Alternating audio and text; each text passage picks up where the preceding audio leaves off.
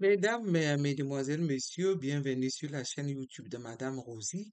Aujourd'hui, je vous présente le débat qui a eu lieu entre ces messieurs. Vous allez écouter, nous allons écouter ensemble et puis je vais vous revenir pour commenter. Voilà, je vous laisse donc suivre. Docteur Aristide Ogmono, on vous passe également la parole. Je pense que le Cameroun est une terre de démocratie. Alors, en démocratie, justement, doit-on absolument exclure une candidature, même si elle jouit de toute sa légalité? Déjà, je ne suis pas d'accord avec une partie de l'analyse du professeur Mathias. C'est de votre droit. Concernant le rapport entre la légalité et la légitimité.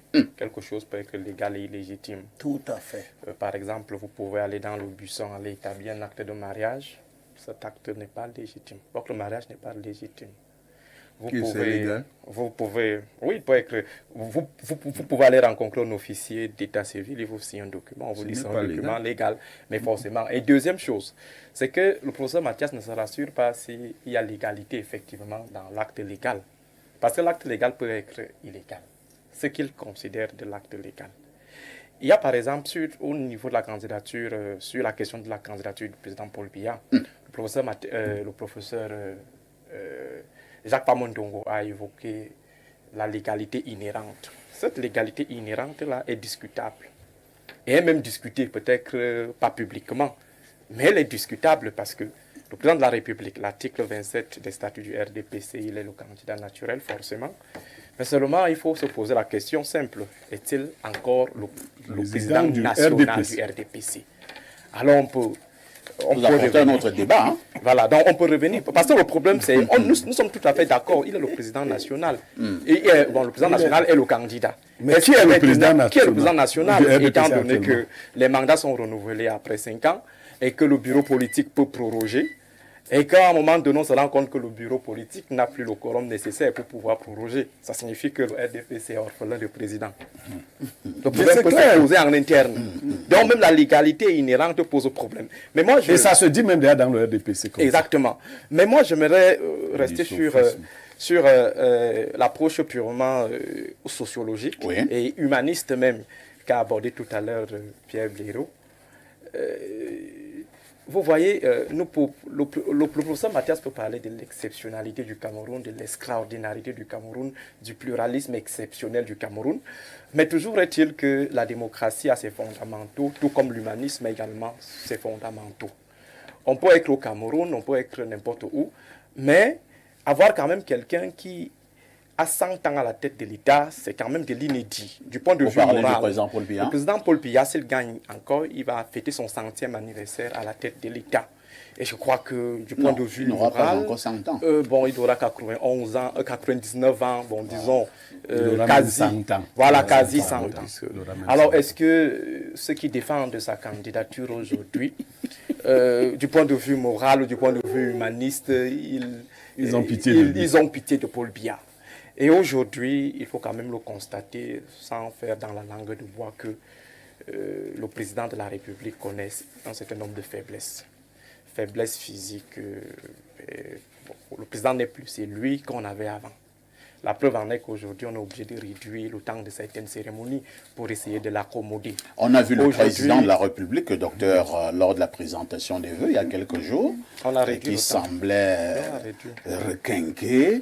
Il prenait tout son temps, il discutait avec des personnalités, sans pression, il était debout, ainsi de suite. Le temps, c'est déjà significatif de quelque chose. Et deuxièmement, aujourd'hui, vous êtes d'accord avec moi que lorsqu'il faut s'approcher du président de la République, il faut qu'on récupère vos téléphones. On filme désormais à distance. Il ne faut pas, on ne permet plus à n'importe qui de filmer le président de la République. Non, ce sont les exigences d'ordre protocolaire. Je ne sais pas ça n'a rien à voir avec une candidature à une élection. Si cette innovation est arrivée seulement après. Est-ce qu'il y a un rapport avec la candidature? Donc, juste pour vous faire savoir que le président de la République, physiquement, il est affaibli.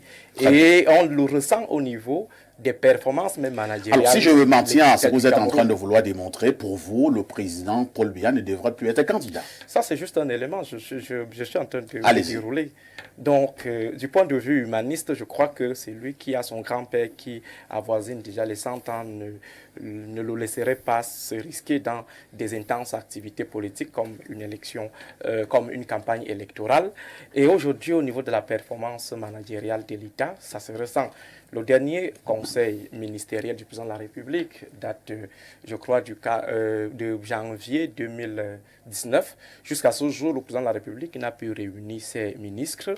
Et on assiste également à une certaine gestion par procuration de la tête de l'État, avec une floraison ou une multiplication, intensification des hautes instructions, des hauts accords. Tout est devenu haut au Cameroun. On se demande bien à quel moment le président lui-même il décide. Et entre-temps, il y a une grande confusion entre la délégation des signatures et la délégation de pouvoir. On a l'impression que c'est lui à qui on a délégué la signature a finalement récupéré le pouvoir. Et si on revient sur ce que nous, les en bas constatons de la gestion de l'État par le président Paul Biya, on va se référer au dernier communiqué de la conférence épiscopale. On va dire que, bon, 2 évêques, 3 évêques avaient parlé, mais là, c'est quand même la conférence épiscopale, sauf à dire que tous les évêques, cette fois-ci, se sont assis pour faire mal à Paul Biya ou pour dire au peuple camerounais qu'à vous de prendre vos responsabilités. Je vais utiliser les termes du communiqué des évêques. Les évêques parlent de la situation dramatique du pays. Ça, ce sont les expressions. C'est la conférence épiscopale qui parle comme ça. Les gens attendaient ça. Voilà. Ils disent la paupérisation affligeante et scandaleuse, la précarité grammatique, la corruption et le vol généralisé. Quelque part, il revient sur des projets vides. Docteur, ça, ce sont des expressions.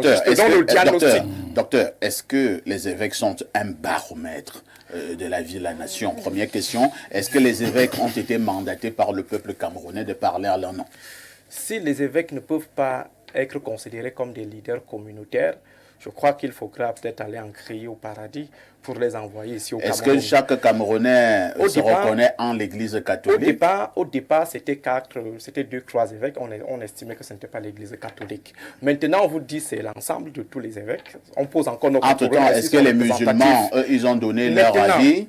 Maintenant, est-ce que les témoins de Jéhovah ont donné leur avis? Mais je crois que c'est déjà la plus grande communauté. Est-ce que les pentecôtistes ont donné leur avis? Ça, c'est déjà important. Est-ce que les traditionalistes ont donné leur avis? Enfin, si vous le permettez, je crois que c'est déjà important de reconnaître que la plus grande communauté religieuse au Cameroun reconnaît les contre-performances managériales graves du président Paul Biya à la tête de l'État. Alors, est-ce qu'après ce diagnostic, il serait vraiment conseillé à un citoyen chrétien de militer pour une autre candidature de Paul Biya à la tête de l'État?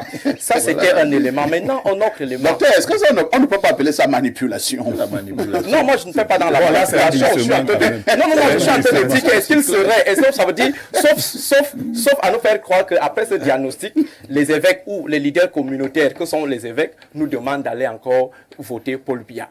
La question de la légitimité populaire. Oui. Les taux d'abstention.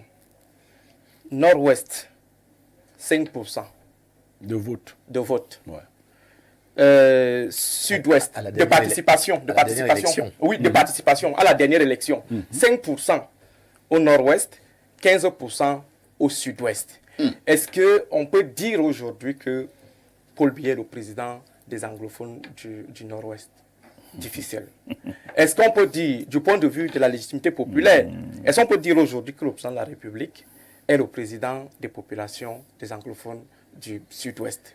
Je crois qu'on n'a pas besoin d'être opposant ou d'être un pourfendeur de l'ordre dominant pour comprendre qu'il serait préférable que le RDPC trouve un autre joker. Et je suis convaincu qu'il y en a dans leur rang. Très bien. Parce que du point de vue... Vous allez chuter, docteur. nous sommes nombreux là, docteur Aristide Mono. Vous parlez depuis une dizaine de minutes. Vous pensez que Maître Assira est venu pour vous regarder, développer? Il prenne mon temps. Et Limido me dit qu'il préfère que vous preniez son temps. Il y a des solidarités sur le plateau. Je suis solidaire de tous ceux qui expriment la vérité. Donc tu lui donnes ton temps. Alors, je toi, docteur. Alors, merci, Elibi. Donc, je disais tantôt que, en fait, ce n'est pas de la manipulation. Ce sont des petits baromètres. Des petits baromètres qui nous permettent d'avoir la pression de l'état d'esprit des Camerounais aujourd'hui. Et maintenant, si Paul Biya doit aller aux élections, s'il doit aller aux élections, le professeur Mathias a dit le souverain électeur, voilà l'expression qu'il a utilisée. Est-ce que l'électeur au Cameroun est souverain? Voilà la question qu'il faut poser au professeur. Est-ce que l'électeur au Cameroun est souverain? Il ne peut pas être souverain du moment où le régime électoral est biaisé. Le régime électoral, ça veut dire l'ensemble des règles et des institutions est biaisé. Maintenant, le système électoral est également biaisé, c'est-à-dire au niveau de la pratique. Est-ce que dans cet environnement-là, on peut estimer que ce qui sortira des urnes exprimera effectivement la souveraineté de l'électeur? Très bien. Merci, docteur. Passons donc la parole à Maître Assira.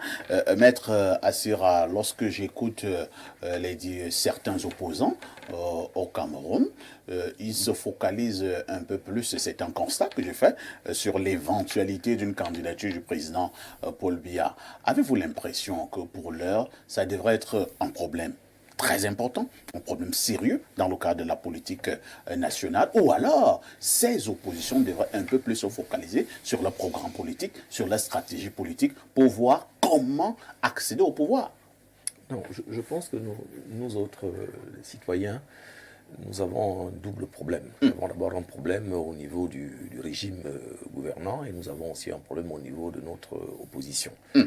Moi, je me demande comment cette opposition qui sait au lendemain d'une élection que la prochaine va avoir lieu dans un délai que tout le monde connaît, est toujours surprise par l'élection suivante et n'a pas entrepris ce qu'il faut pour se présenter au moins. Je ne dis pas que si elle avait fait ce qu'on peut imaginer, c'est-à-dire avoir une plateforme commune de gouvernement, désigner une candidature unique, avoir un programme, une proximité avec le peuple, la population, que ça aurait forcément changé les choses. Mais au moins, ils auraient démontré...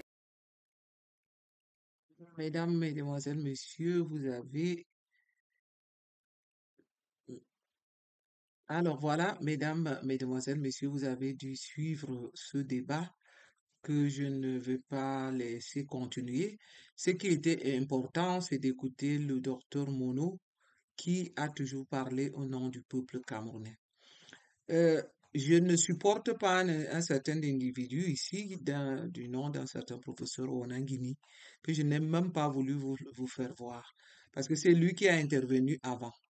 Vous voyez cet individu vendu de fils à papa, les Camerounais qui ont ruiné l'État. Lui, il a fait toutes ses études universitaires aux frais du contribuable camerounais. Son père a été en Europe pour faire les études aux frais du contribuable camerounais. Voilà, à son tour, il continue à défendre le régime de Paul Biya. Et quelqu'un qui n'est même pas humain, parce qu'il sait bien que en ce moment, Paul Biya n'est plus capable de diriger le Cameroun. Ce monsieur se permet de faire la propagande de Paul Biya tous les jours sur les plateaux de télévision. Donc, comme je l'ai dit auparavant sur les précédentes vidéos, les évêques ont parlé. Je crois que c'est à nous de jouer.